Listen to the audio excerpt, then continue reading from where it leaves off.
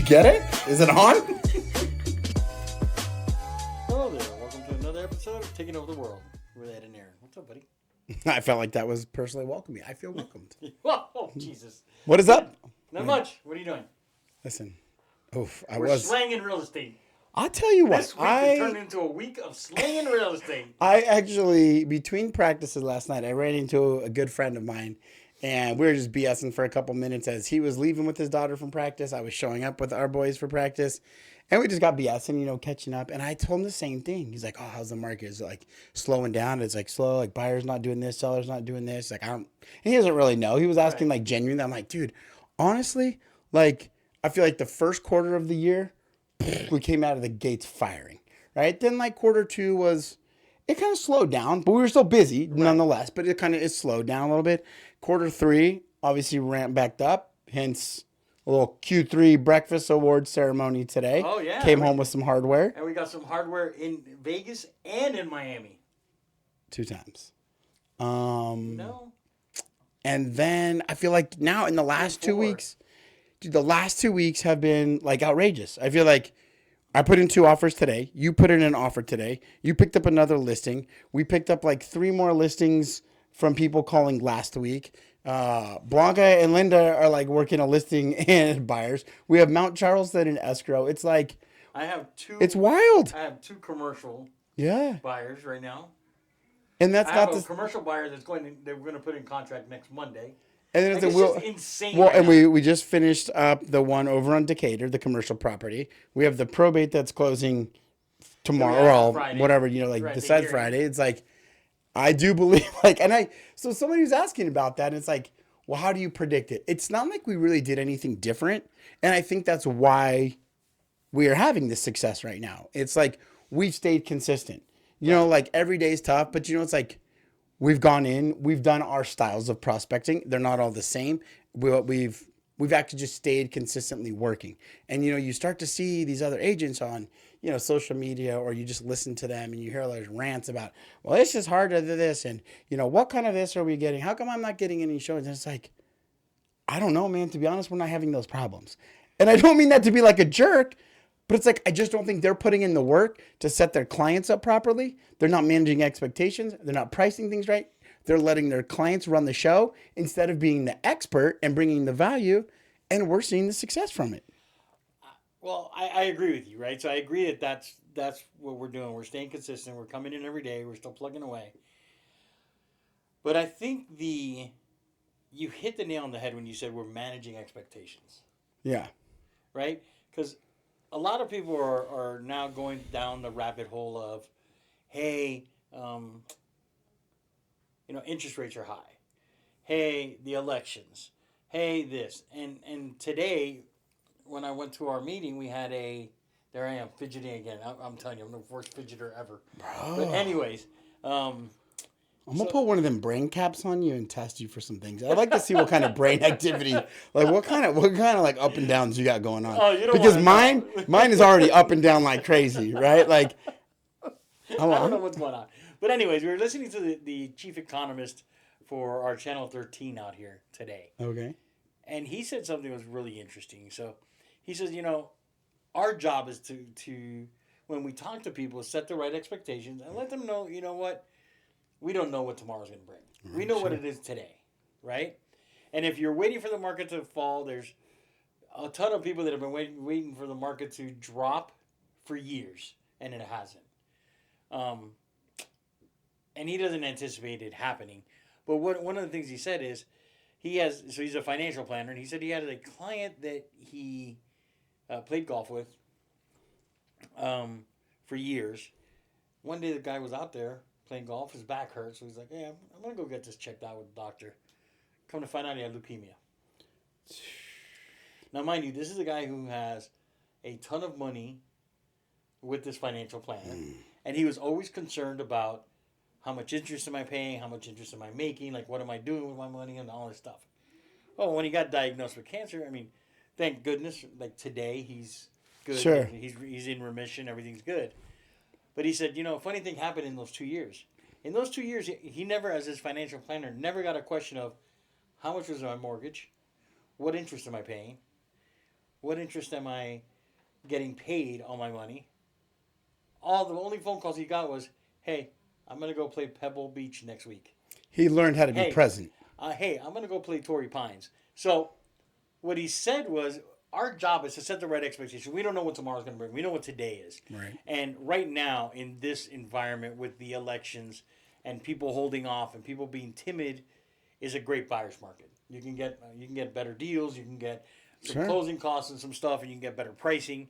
So sell, like talk. Don't sell it. Just tell people this is what we're really in right now, and you're buying a house based on the environment. He lived in Anthem here in Vegas, which is, anybody that knows Vegas knows Anthem is a very high end place. And he bought his house 10 years ago, so his interest rates was low. And I'm guessing with the amount of golf he plays, he's Anthem Country Club. Of course, the country club.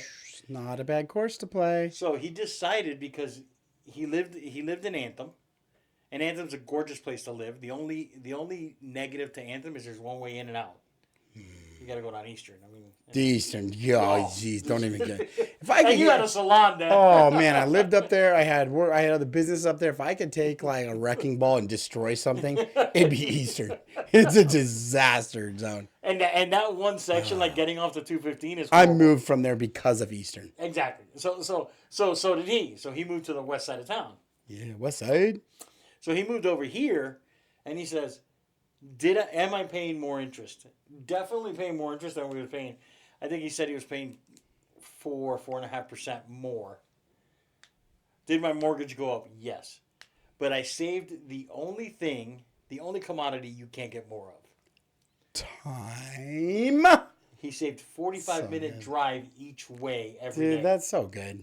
I mean, you think he's about like, that. So he's saying, everybody's worried about what am I going to do, but at the end of the day, we know that 100% of your money, if you pay rent, is going where? To somebody else. Not in your pocket. And if you're paying a mortgage, you're getting some kind of equity. Yeah, So, for sure. So that's the case. That's just, so that was a little bit of today. That was very enlightening. So, and I think that brings up a really good point, because people, I think, there I was listening to 94.1, shout out, Mercedes in the Morning, best friends of the show. Oh my goodness. Best friends of the show. Mercedes in the morning? I think the she's morning probably, crew's awesome. They're probably, her and JC, I think they're probably best friends of the show too. We'll put them on the Yeah. best friends list. Yeah, Can they're we on the note best that? friends Put them show. on the best Yep. friends list. They're welcome in the club. So how many do we have on the best friends list? I think there's like 7 or 8 in the club now. Yeah. Like, remember that segment they used to do on ESPN? It's like in the club. In the Like club? you're invited into the club. Like if you did something like, yeah, I think we're gonna So call it they're in the cool. club. They're Okay. cool. They're in the club. Cool. They're cool. I am still trying to figure out though how to get on when I carpool, when I drive with the kids in the morning. So I have 3 that when it's our week to carpool, I take to middle school. Okay. And we have been trying to get on Mercedes in the morning, like the magic minute. You can't get on there? Can't get on, man. I got to Why? figure out how to crack the code. We try it. Just so many people trying to get on. We've been practicing for like a She's year. best friends of the show. You know what? I'll just send her a DM. I like it. I like it. We need to get on Are you friends because with her on Insta? probably we're probably besties. I am. We're besties. We're probably besties. Yeah, yeah. We talk all the time on Instagram. So, but I don't. Oh, this was the question. The question was number one question you get about your industry when like you're out talking to somebody. You're like, hey, I'm a plumber. I'm a marketing person, and so people were calling. It's like, I work in the casinos. I'm like, oh, what's the number one question? Like, like what slots are like pay off the best? What Right. games like? And the guy's like, no, it's always like, can you give me free tickets to whatever, Sure. right? Right. And so I think as real estate agents, like one of the questions I think I always get it's one or the other. One, how's the market? Right. Right. Or 2 is like, when should I buy? When should I sell? Right. And so to your point, not knowing what tomorrow brings and managing expectations, it's like when we have conversations with our clients, the timing is not really what you go through first, unless like there's like hey, I'm being relocated. This guy, like, I got to go now. It's like I have clients right now, 2 of them, or one, they're doing a buy and where they're selling their home to buy a new one. They not once did they ask me what the market was like. What is this? They call me like the house that we've been looking for that checks the boxes just came on the market. We need to go see it. Right. So it was. We set up the criteria first. We And you talked didn't to even it. know they were looking No, because they didn't really know either because they weren't until worried you saw the about, house. is it a buyer's market? Is it a seller market? When's the right time? The right time is when that house that you want to move into next shows up. Whether it was today or a month from now, like you said, we can't predict that. And so they're like, this is the house. This is the area that we've been talking about. This area we've been looking. The house finally hit the market. We're ready to go. Like they're like, let's go put an offer in now. And so it goes back to what you're saying. We don't know, but when we manage those expectations and we have a plan of like, okay, we're not trying to make this our timeline because a lot of agents will be like, well, if you're not looking to buy in the next 30 days, I'm putting you in a long-term nurture. I'll check in once a quarter, right? But it's like, no, like we go out there like, listen, we don't know when it'll pop up. Could be today, could be tomorrow, could be next year. And then what's interesting, the buyer on their house the agent called and said the same thing. They're like, oh my God, I know it's incoming soon. Can we come see it? This is the spot my client's been looking for. And like, they're ready to come in. Like supposedly the offer's coming in today, but in both sides of those transactions, like it wasn't so much the timing of like, well, of the year or buyer's market versus sellers. It was like, it was the house in the neighborhood, in the environment that hit at the right time and set everything in motion. But I think people just lose sight of that. And your other buyer, they have a specific need that they just realized that they have for one of the organizations they're part of and said, hey, we have a need, so we need to move on this quickly. And see, and that's what's important about getting to, and when we do our consultations and when we talk to our clients, we onboard them to understand their why, right? We've talked about that before because they're very different whys in these two clients we're talking about. The why in the second is they have a time-sensitive need that needs to be filled. So the house and the checklist is not as important as long as we get most of the checklist done, we're good. It's the timing that becomes the why. Again, not that it's a buyer or seller's market. It's just the time of which they need to close on the property to take care of the issue that's coming up. Right. So you're right. And it's like, it's all about having that consultation and talking and understanding that we're here to bring value like we always talk about to our clients. This is not us and putting ourselves first. It's putting them first. Correct. Like we always have to figure out what they need and how do we fulfill their needs. Speaking of what they need, we need to have this talk too, because this podcast is multicultural.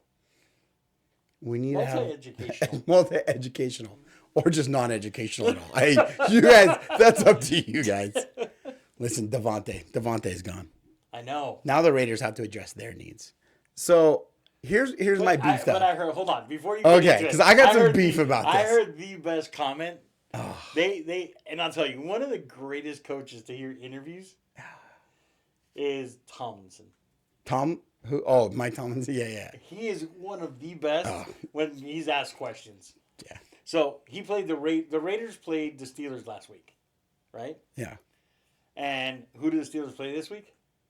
I don't know who they play. The Jets. Oh, do they? Oh, they play the Jets. So they asked him. They're like, "Hey, did you hear that Devontae just got traded to the Jets?" And he's like, "Yeah, I heard. What are you gonna do to prepare for him?" He goes, "We prepared last week for him, and he didn't play. So I guess we'll prepare this week for him again." Such is the NFL. You just prepare. That actually, before I say my piece on it, I think my favorite comment of the season so far goes to Bo Nix. I'm all in on Bo Nix, even though he's for the Broncos. Yeah. When he was doing his presser one day, they were like, they're like, so on that interception, what happened? He's like, oh, yeah. So what happened was I dropped back and then I threw it to the other team. I was just like, that's hilarious. Yep, that's what happened. I dropped back and I threw it to the other team. Like, good for him. Good for him. So that I like it. That would be a good one. I think one of the comments was the Tennessee coach talking about Will Levis on a multi-turnover day back-to-back. Mm-hmm. And he's like, he was being a knucklehead. I told him to his face he was being a knucklehead. It's fair. I like that too. So here's my thing with Devontae. Okay. And it's not so much Devontae. It's the process. And I get on this thing about, and maybe, listen, you could say it's coming from jealousy because I'm not 6'5" running a 4'1" with amazing hands, right? And I'm a 5'9" Mexican that runs about a 6'5". Okay, not a lot of demand in the NFL or a lot of sports for answer. Okay, so I get it. But here's what I don't like: the fact that we can up and just change schools because we're not getting the PT that we want or whatever. Okay, all shouldn't say all these players, regardless if it's football, baseball, they want these massive contracts, these 10-year, $300 million. I got to be the highest paid. This great, great. And then when things don't go their way, now they want to be traded. Right. I don't get that. That's like, I mean, like if we enter into a contract for like a house, it'd be like, you know what? I know we agreed to this, but I'd like to be traded to the house's 4 doors down. And I'm just not going to, I'm going to tell you I have a hamstring injury until you trade me. Like, right? Like it doesn't work that way. And it ticks me off a little bit that like a guy like that can just be like, cool, man. I'm just going to sit here and tell you my hamstring hurts until you guys trade me, even though he committed to play for them. He signed the contract.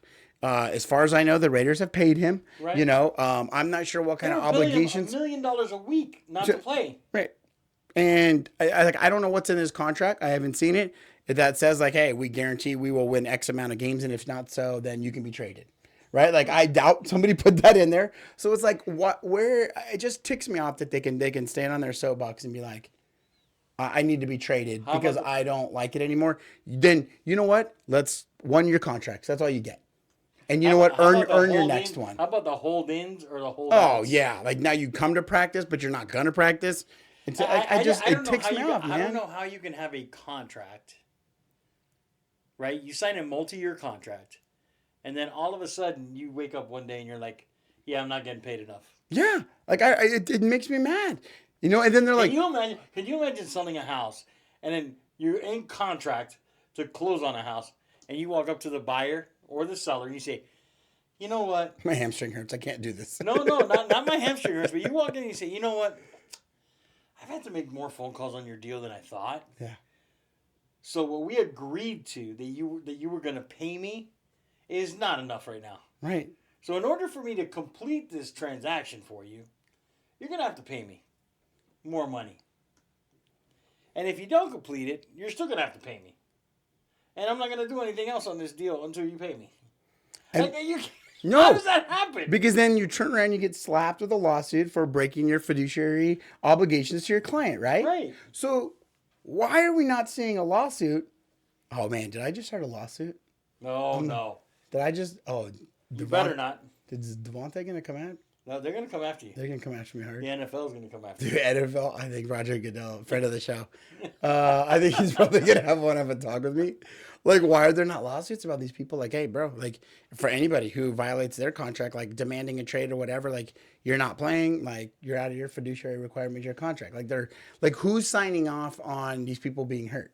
You know, like it's and that's what sucks because there's people legitimately hurt out there. Right. And now, like supposedly, you know, like in this example, the statement has come out in bed. Devontae hasn't been able to play for the Raiders because he has a hamstring issue. Well, apparently he's good to go Sunday night. Was this like the freaking magical hamstring? like do the Jets got like magic rubbing cream that they put on it? Like get them the old massage gun and now it's ready to go? Like do the Jets have some secret stuff at the facility that the Raiders just don't have? Because if not, like kudos to the Jets. How did they get this magical cream? I want to know how they announce at 9:05 Pacific Standard Time, which is where we are and where the Raiders are. They announce Devontae is now part of the Jets, and an hour later, he's standing behind Rodgers. Oh, how awesome was that? Pat McAfee, like that was pretty cool. You officially just made it official, and he's over there already. It's a 5-hour flight.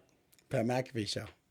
Friend of the show. Yeah, I know, yeah. Sister station. Yeah. Sister station. So that also, like, that begs the question, like, and you see it in other industries, you know, it's like, I'm not going to say the Jets are rich. I'm just going to say rich get richer. Does Aaron Rodgers, like, a lot of people have said, like, listen, I don't know the guy, but places he's gone, he's kind of made it his show. He kind of brings in his coaches. He brings in his stuff. So Saleh gets fired. Now all of a sudden they get Devontae. You know, is this Aaron Rodgers orchestrating kind of like, hey, listen, if you guys want to win, this is what I think you need? You know, I don't know. Maybe not. I think so. I don't know how much he liked or disliked Saleh. I don't know. But it's like, it seems like, you know, ever since he's got there, you got Lazard coming in. You know, you get Devontae coming in. I'm sure he's got some other guys that he brought with him, and or is Oh, this Prime Hackett, his Hackett, offensive coordinator. or is this like is he like Coach Prime that just said when he went to Colorado, yo, I'm coming and I'm bringing my luggage with me. My luggage is Louis Vuitton. That Maybe. was pretty. I mean, because that was a pretty baller statement. But the thing is, like, so he's doing all these things. Now, one thing I will give the Jets credit for, right? Mm-hmm. They're like, we're all in. They're getting Devontae. They're doing whatever they got to do. They're even talking now about what do they need to do to get Hassan Reddick back on the field, and sure up a contract with him and do whatever they need to do. The Bills got better. They got Yeah, so they got Amari Cooper, huh? Ooh. That one kind of flew under the radar a little bit with kind of the. I mean, he's obviously a stud, but They're already a good football team. Miami just got worse because we didn't get anybody, and our quarterback is still injured. So I don't know what's going to happen with us. And the Cowboys, dude. The Cowboys are a hot mess. Did you hear Jerry on the radio? yeah, you stop He- asking me he's trying those to fire questions. people. He's trying to fire people on his radio show for not asking him the right questions. Yo, but it was. That's a hot mess, dude. I mean, when you're an 82-year-old billionaire owning the, I mean, I guess you do what you want anyway. But that's the thing is like he's not going to change. You can't change him. He's in his ways, and but I tell you what, it's not a great look when you go out and shell out the kind of money they did to make the statement, and you give the keys to the kingdom to Dak. You're like, all right, buddy, go get it. and he You just just scored a get touchdown. boat raced by. I mean, I get it. Dan Campbell and the Fighting Lions are a force to be Yeah, reckoned with, but But I'll tell you, 47 to what, like 6 or it's- whatever it you know was. what? It was To me- embarrassing. To me, it's not only that. If you see the game, you're throwing passes. You have offensive linemen lined up as wide receivers. I like it. You're doing flea flickers. You're doing You can't even offensive- run base stuff with a like, you're running like Pop Warner type plays. Yeah.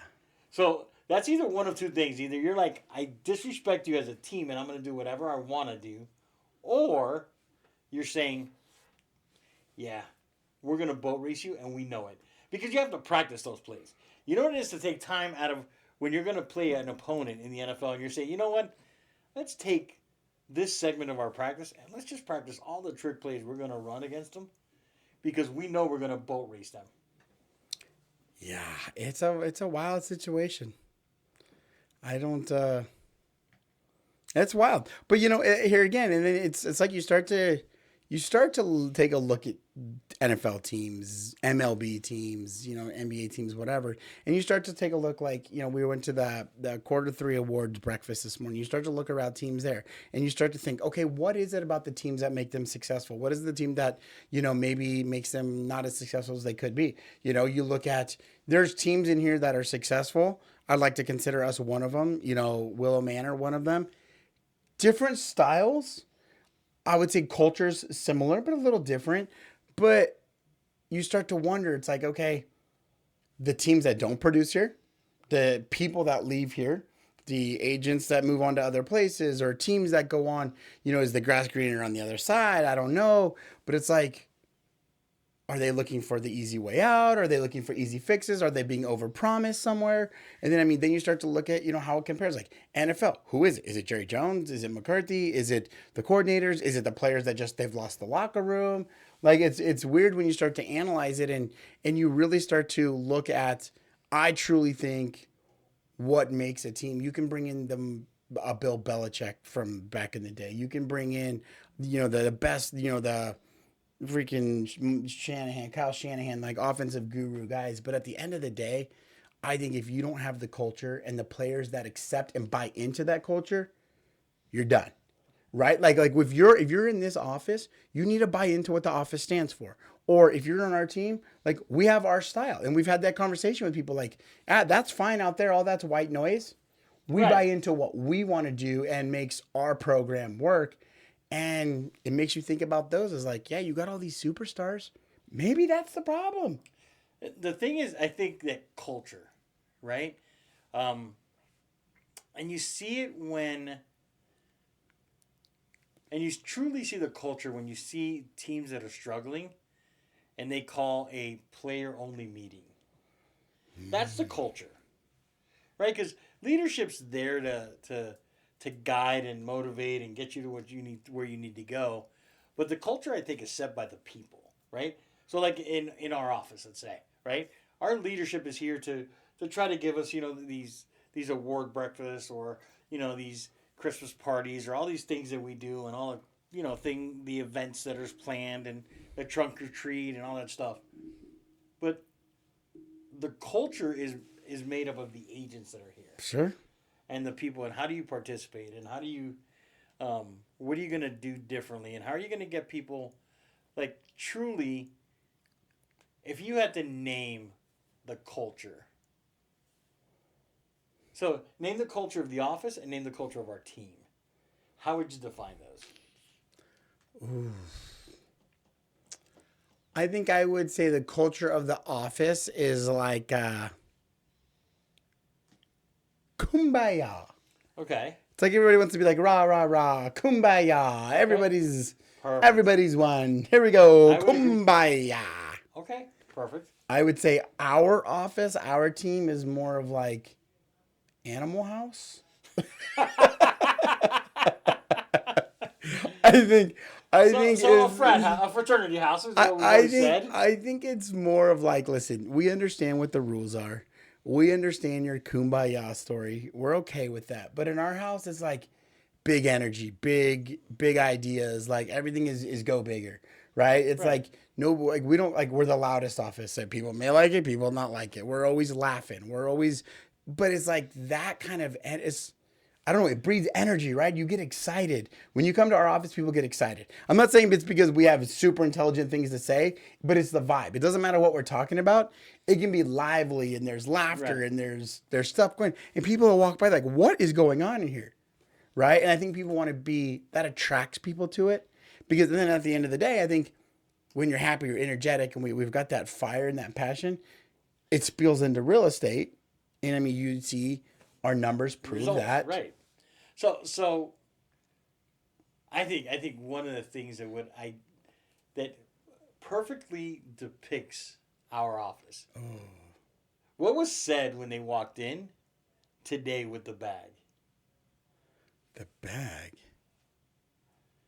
When they came to show us what, when Kathleen came to show us, hey, this is what I'm doing. She said something, mother effer. Oh, yeah. Trick or treat, mother ever. There you go.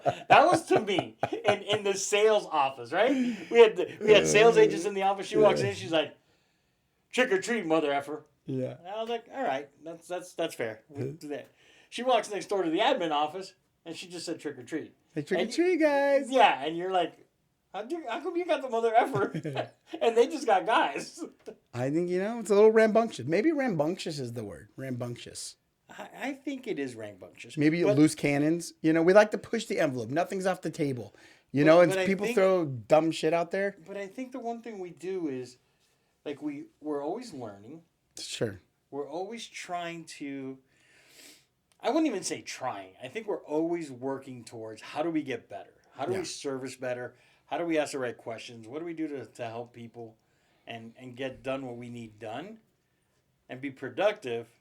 But at the same time, let's have some fun doing it. I think you nailed it too. Is like, with all that being said, it's always about the clients. Right. Right? Instead of like, oh my God, we can't sell right now. The market's this, or I can't find anything, or I can't do this. Like, wait a minute. Hold, like, I think I said something the other day.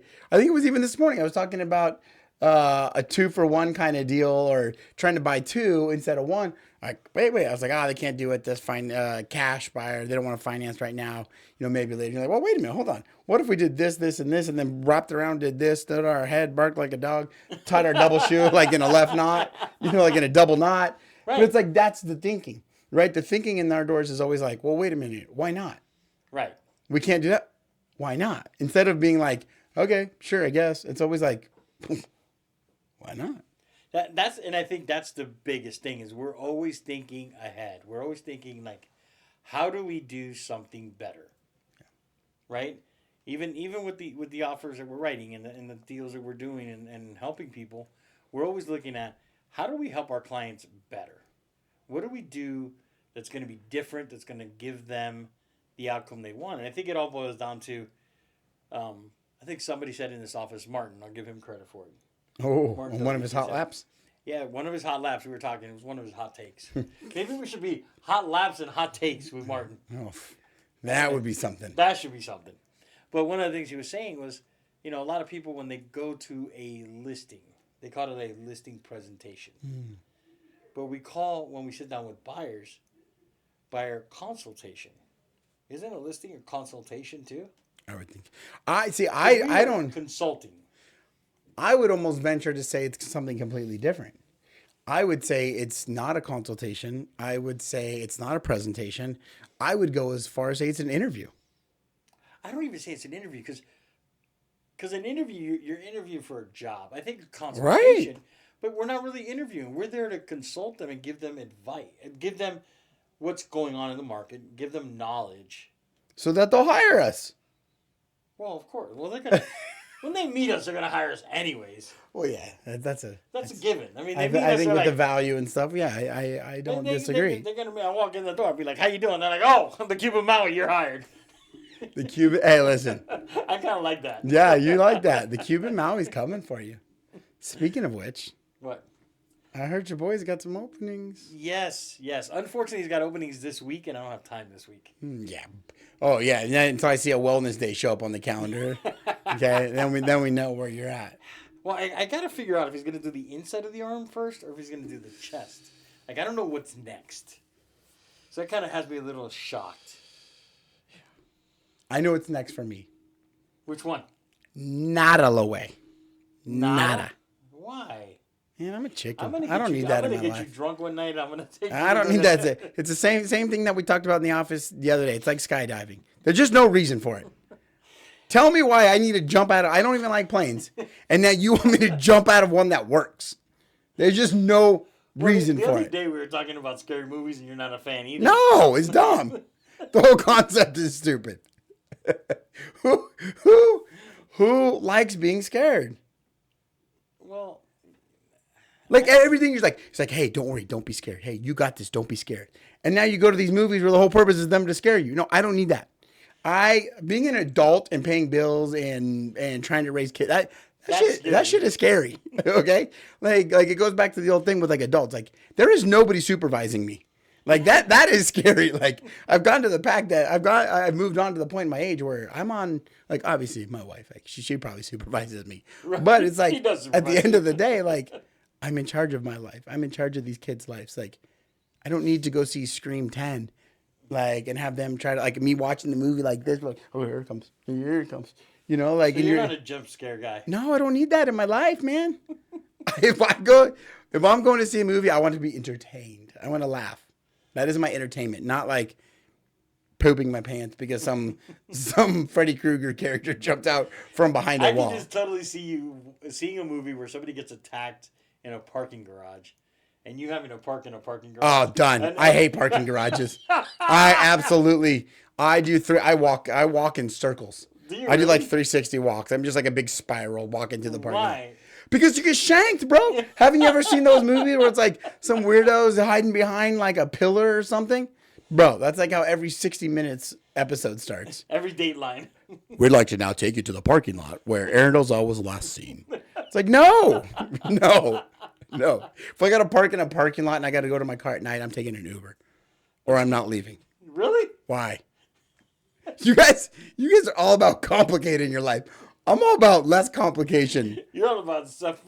I'm all about not increasing my chances to be murdered. You and Brandon are. Hey, listen. That's your soulmate. I said it for a long time. I was confident that Amanda was my spirit animal. I was very confident about that. And we're besties still. But me and Brandon may have the same thought process, though. Because everything we talked about, we seem to see eye to eye. Yeah, no, it's funny because when I got home the day after our conversation, I was like, Brandon, remember the time that I went to cook outside and the fire pit caught on fire, and I was like, oops, got to figure this out, and burn the hair off my. What would have happened if you would have got here? I couldn't save you. Yeah. And I'm not gonna get burned because I'm trying to save you. Like, you stop, drop, roll. Stop, drop, and roll. I'll throw you a blanket. Listen. Here was my theory. If I go and try to save you, then I catch on fire. Where now there's just two idiots on fire. Okay? But if I toss you a fire blanket and maybe try to shoot you with a fire extinguisher, I can potentially save you. If not, someone has to call the fire truck. It's funny that you say fire extinguisher because Brandon's like, we got to get another one for the house. That's what I'm So we saying. can have that. That's what I'm saying. I will because I'll spray go you out, out. 'cause he's I'll like- spray you down. I'll throw you the blanket. But someone's got to be on the phone. Like, if I go try to save you, who's calling the fire department? Nobody. Now there's two idiots on fire instead of one idiot on fire, one guy trying to save the idiot on fire. It just makes sense. Come on, guys. Oh, jeez. It's like the whole thing that you've gone through years. Well, if so-and-so jumped off a bridge, would you? Well, I mean, it depends what bridge. But, like if it was a bridge into water, like 10-foot bridge, yeah, probably. If it's like with a bungee cord strapped to my feet and it's like 2,000 feet down, no, I'm not doing that. Like, that's on them. Like, if they want to bungee jump off a bridge, that's fine. I see the way down over there. I just go over the bridge onto the road and I'm good. I don't need to bungee jump off anything. Well, it's been here. Well, real quick, what do you think of baseball right now? Games are good. Listen, we've got a chance to have a Subway Series. That's kind of exciting. I'm hoping that happens. And I have no dog in the fight because I'm not a fan of either. I've got no dog in the fight. Here's my deal. I can't root for the Guardians. It's just not in me ever since they changed their name. I just can't do it. So they're out. So I got to pull for the Yankees. Here's the deal with the Dodgers. You're from I'm LA, from and no, you're I'm Los from Southern. Dodgers. I'm from Southern California. Aren't you from LA? I am not. I am from Southern California. What part of Southern California? F-Town, Fullerton, Fullerton. Anaheim. Anaheim. I'm an Angels guy. Oh, you're an Angels guy. That's right. Yeah. So we definitely have some ties to the Dodgers. So part of me wants to root for the Dodgers. Part of me also wants them to lose badly because they spent so much money on buying that roster. And I get it. So did the Yankees. I get it. I'm not letting them off the hook. They just pulled a matchup where I just can't reach for the Guardians, right? So it's more of anti-Guardians than for the Yankees. Right. But man, the amount of backlash that's going to come if Roberts doesn't win with that team, at least get to the World Series with that team, as stacked as it is, it would be makes for some entertainment. So Keith is a Mets fan. Yeah. Right? And he went to So the is game. Jordan. So he went Jordan? Schnitzer, yeah. Really? He went to the game. He went to game 2. Keith went to game 1. Oh. So he was there at game 1. The problem is they got shellacked game 1. Mm-hmm. And he wanted to take off his Mets jersey because they were getting shellacked so bad. But guess what shirt he had underneath? I'll tell you, it wasn't any better. I don't know what other fans. Cowboys. I think at that point you just go no shirt. Shirt. He had no way. Both his teams got shellacked. They got destroyed. I think you just go no shirt. You go home. You go to bed and just hope the next day's better. Some days you just got to shut it down.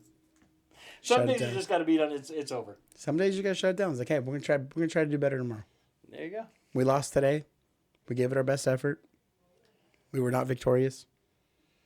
All right, Let's do it again tomorrow. We're gonna look and see what we do for the rest of the week. And next week we have Bold. That's gonna be exciting. That's gonna be very exciting. I'm excited to see how it works out. I know it's your comfort zone completely. The guy was speaking my love language with social media and Yes. YouTube videos. Yes. It's my love language. It's not mine. I know. It's gonna be though. I'm excited to see how you adapt to it. You know me. I don't like to lose. I know. So I will do whatever we got to do, I'm just excited not to for it. lose. I'm excited for it. All right, buddy. So you have a great rest of the week. Write those 2 offers, get them accepted. Let's go. Let's close out the year well. I like it.